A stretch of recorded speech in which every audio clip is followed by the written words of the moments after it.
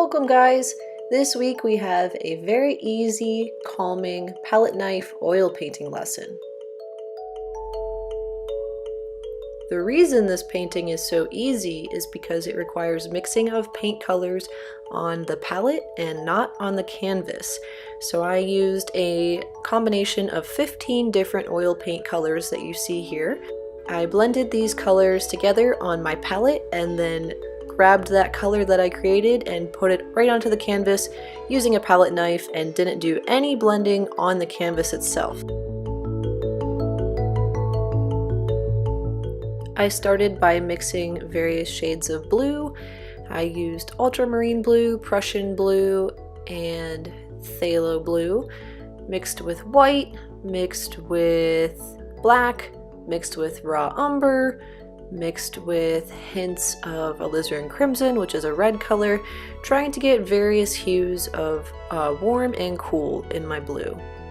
Next, I moved over to the green, where I mixed viridian green, sap green, cadmium yellow, yellow ochre, and again, whites, blacks, and browns to get various shades of warm and cool green.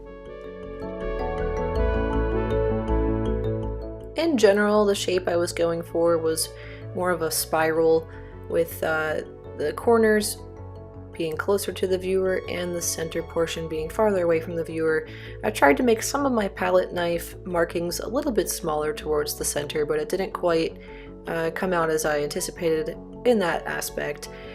You're welcome to try any shape that you'd like. If you would just like to have straight lines coming out from the center to the edges of the canvas, you can do that. I added a little bit of a swirl to mine.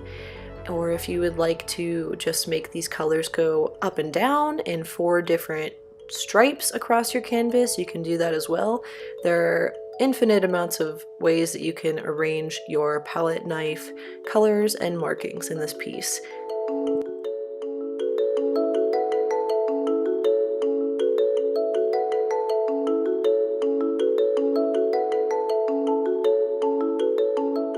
Now, while making this piece, I wasn't placing palette knife spots in a specific area. I was just trying to keep it random and try to keep them in general evenly spaced apart. I didn't want to have half of the canvas be like a bright yellow, for example. I wanted to have everything a little bit spread out, but still keep that balance of blue, green, orange, and reddish purple.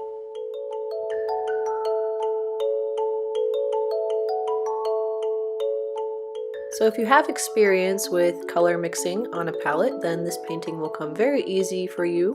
If you have very little experience with the color wheel and color mixing, then I recommend you check out some color wheel lessons videos and then come back to this piece just so you understand by blending colors what colors you're going to create. For example, in my reddish orange spiral, I used cadmium yellow mixed with cadmium red to make that nice warm rich orange color, and I mixed my alizarin crimson with my yellow to get a little bit more of a cooler orange, and I mixed my flesh tint skin tone color with yellow to get a nice peachy bright color. By mixing various shades of red with yellow, you'll get a different result every time. Same thing goes by mixing different shades of red with your browns, adding white to your colors, adding black to your colors.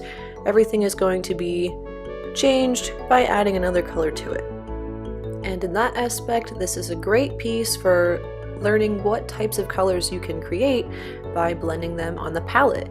Maybe there's a realistic painting that you're working on and you just can't seem to match a color for the way you're seeing it, and you want to grab that color. By playing around with all these different color tones and blending techniques, you can hopefully find that color you've been trying to find by mixing colors that you wouldn't have assumed would create that color you're trying to get.